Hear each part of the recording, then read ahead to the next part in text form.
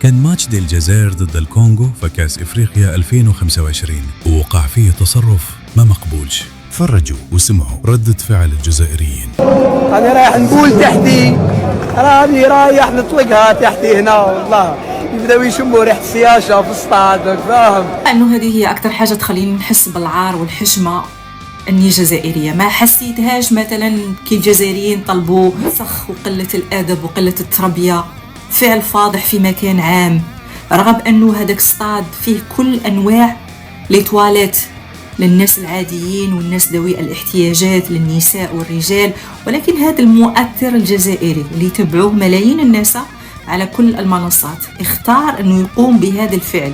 ولكن هذا الفيديو بصراحة ما كانش حاجة أسوأ منه، لأنه تم في مكان عام وسط الناس. المغرب هذا تكلفوا به، الله يرحم لكم المغرب، لأنه حشومة تستقبل إنسان استهزأ ببلادك، حشومة تدخل إنسان استهزأ ببلادك. هذا الإنسان هذا استهزأ بالمغرب. ما فهمتش أنا بغيت نفهم أنا راسي أحبس.